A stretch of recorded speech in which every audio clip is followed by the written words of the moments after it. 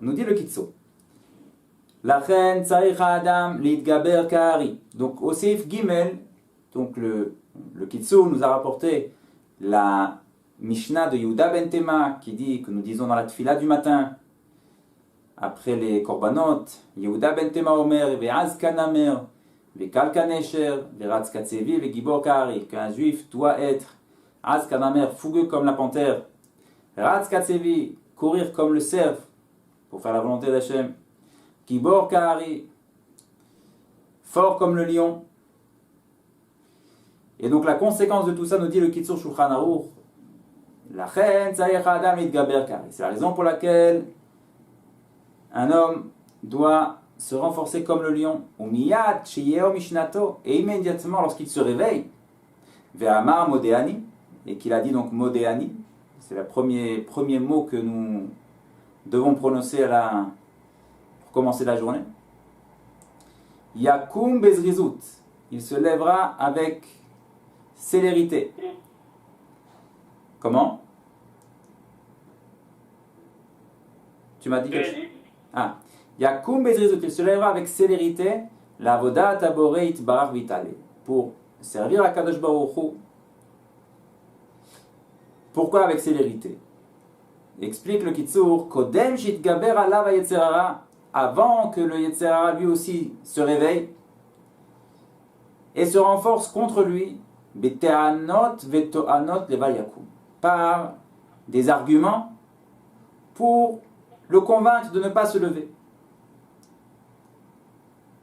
Veitrakem alav lehasio bachoref, et il va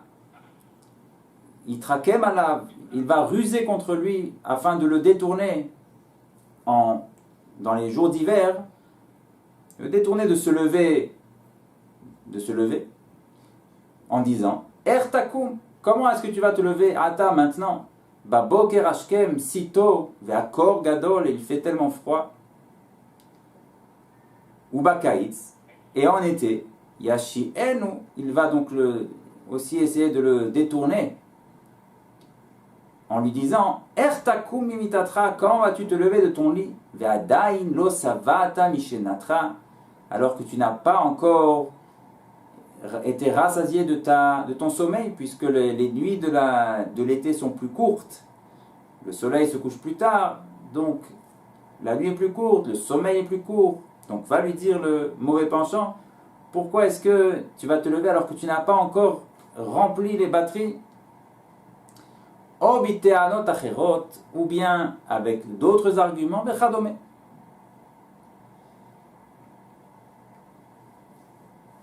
donc au passage, nous voyons de ces mots du Kitzur Shulchan Aruch qui sont en réalité rapportés dans le Shulchan Aruch lui-même.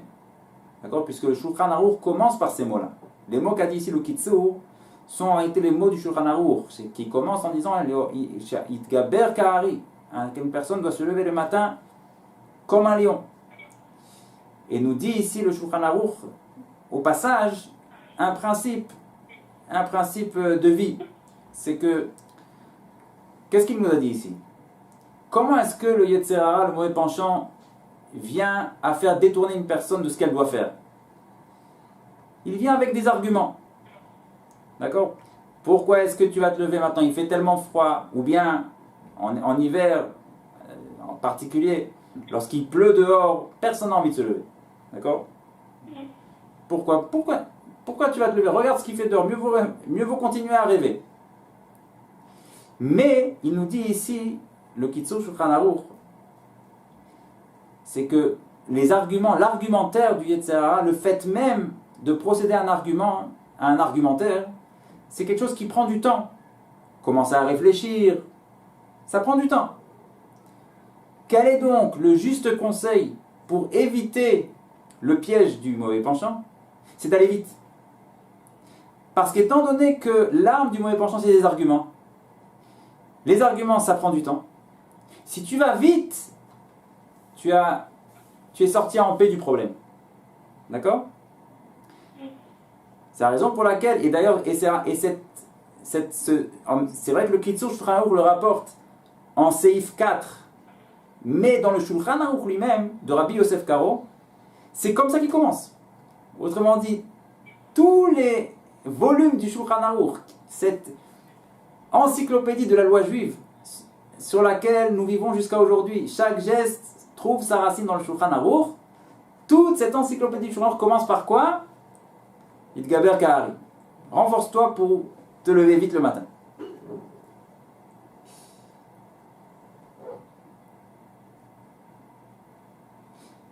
Car le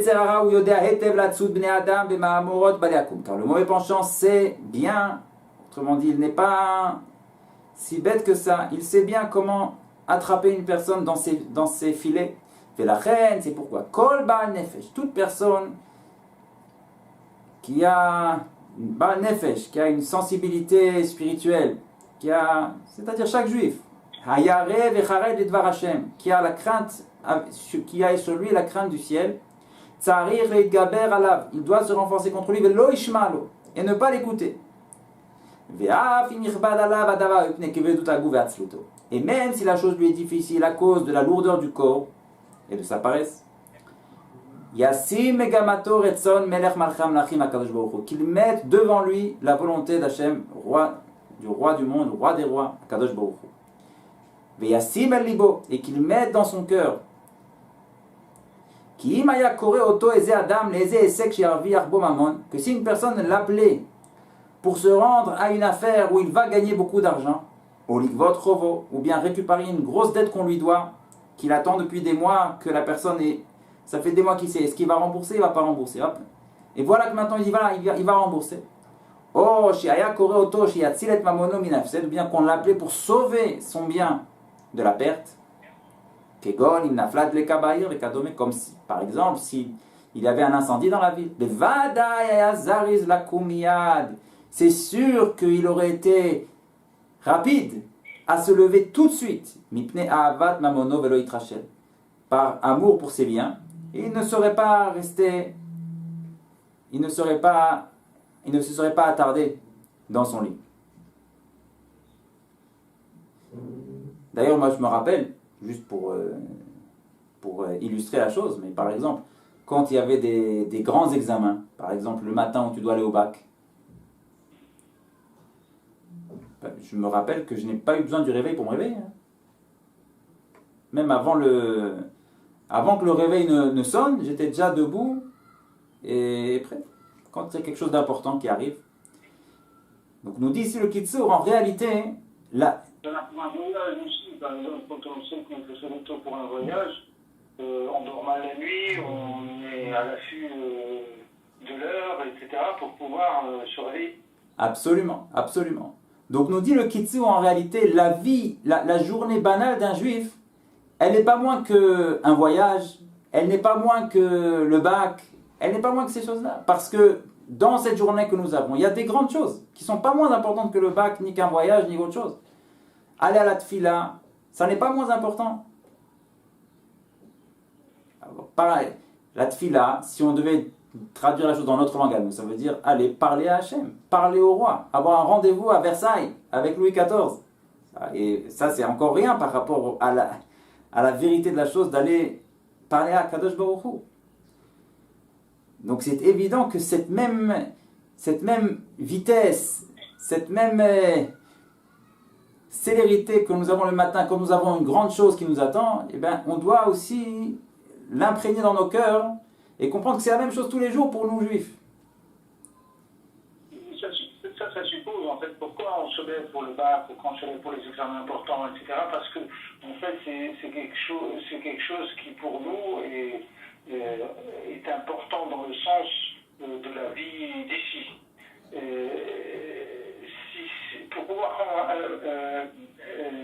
Pour pouvoir prendre, comment dire,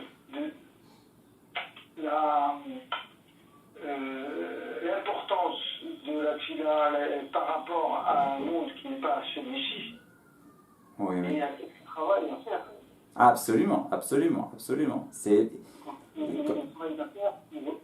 réaliser que se lever pour la tfila, c'est aussi important, voire plus que les choses qui nous paraissent importantes dans ce monde. Absolument. Ça demande un recul particulier, effectivement, parce qu'au bout du compte, c'est vrai que nous vivons dans le nez dans le guidon de ce monde-là.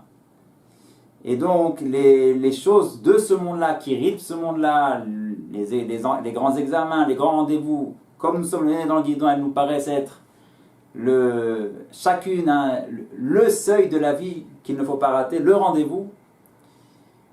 Alors que si on prend un peu d'altitude, on se rend compte que les valeurs changent. Plus on monte un petit peu en altitude, on prend du recul, plus les valeurs changent. Comme nous dit la Gemara d'ailleurs. La Gemara dit que Shmuel a perdu connaissance et il est monté en haut à ce moment-là. Et lorsqu'il a retrouvé sa connaissance, il a dit, qu'est-ce que j'ai vu? On lui a demandé, qu'est-ce que tu as vu en haut? Il a répondu, oh là ma fouraïti. J'ai vu un monde à l'envers. Et on peut le comprendre aussi dans notre sujet-là. C'est que tout ce que nous on voit ici, voilà, ça c'est très important.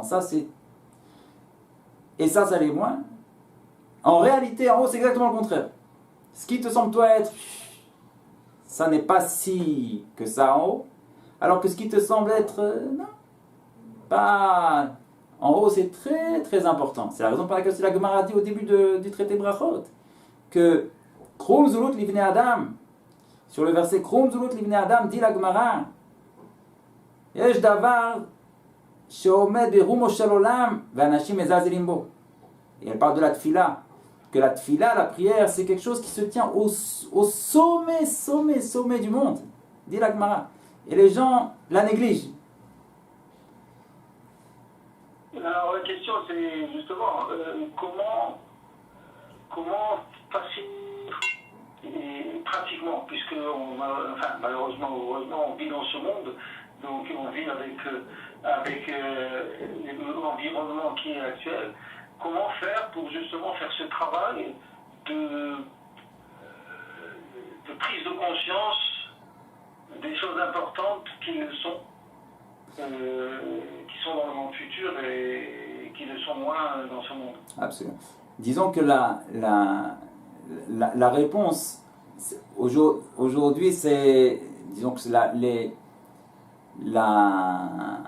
la publication de la réponse a été faite par Rabbi Nachman de Breslev, mais en réalité c'est une réponse qui existe depuis la nuit des temps.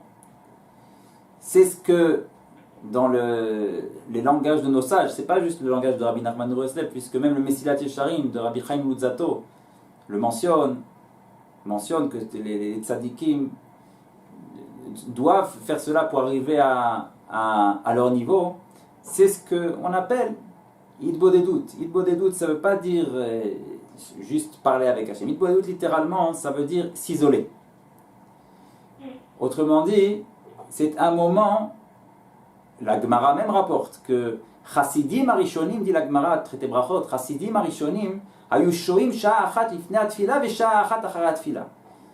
Les premiers pieux de l'époque de la Gemara, avant d'arriver à la prière, justement pour arriver avec une tête prête, avec la bonne conscience de l'importance de la chose, 1 heure avant la prière, avant de commencer la prière du matin, 1 heure, ils se préparaient à réaliser ce qui va se passer.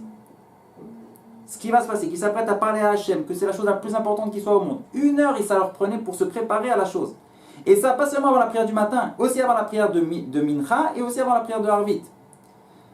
Autrement dit, effectivement, étant donné que le monde est tellement opposé à valoriser les choses qui ont de la vraie valeur, c'est la raison pour laquelle il faut avoir un moment dans la journée où on s'isole, on se coupe justement des haut-parleurs qui ne s'arrêtent jamais de ce monde-là, nous disant non, ça c'est important, ça c'est important, ça c'est important. Sortir de ces haut-parleurs-là pour revenir et faire reluire à nouveau les choses qui ont une vraie valeur, une valeur éternelle, qui vont rester. Parce qu'au bout du compte de la journée qui va venir devant nous, si grand soit le bac, si grand soit la mention, si grand soit le si et si grand soit le ça, au bout du compte, du bac, du travail et du salaire et de tout ça, il ne restera rien au bout du compte. La personne, elle va dans sa tombe, même pas avec ses chaussettes. En revanche, la prière que tu as priée aujourd'hui à Hachem, ça restera pour toujours. D'accord? Donc pour donner juste un exemple, c'est un petit peu comme si... c'est vrai qu'une personne qui a une très bonne situation professionnelle, un très bon truc, un très bon ci, un très bon ça, elle est pour prendre l'exemple d'équipe de foot, ouais, et dans sa division, elle est numéro 1. D'accord, mais elle joue en division 6. Parce qu'elle joue dans la division, des choses de ce monde, des choses périssables. C'est qu'au bout du compte, elle est numéro 1, mais en division 6, comme l'association sportive d'Isola 2000. Ok, ils sont numéro 1, mais de quoi? Division 6, parce que ça appartient à la division des choses périssables. D'accord. Mais en revanche, quelqu'un qui va faire la prière, même s'il n'arrive pas bien à se concentrer, d'accord, il n'est pas numéro 1 dans sa division. Il est numéro 10, numéro 15, numéro 20. Très bien. Mais il joue en division 1. Parce qu'il joue dans une division qui n'a rien à voir avec l'autre. C'est une division des choses éternelles. Tu comprends? Mais pour revenir à cette valeur des choses-là, qui est tellement opposée à ce que nous vivons au quotidien, on a besoin de se couper un moment par jour. C'est ça l'idée, la base de ce qu'on appelle l'idée des doutes, de s'asseoir, de s'isoler et de se tenir devant Hachem. Si on arrive à parler, on parle. Si on n'arrive pas, mais même si on ne parle pas, déjà on s'isole. On revient aux vraies valeurs. C'est clair? Bezrat Hachem. Voilà, on va s'arrêter là pour aujourd'hui.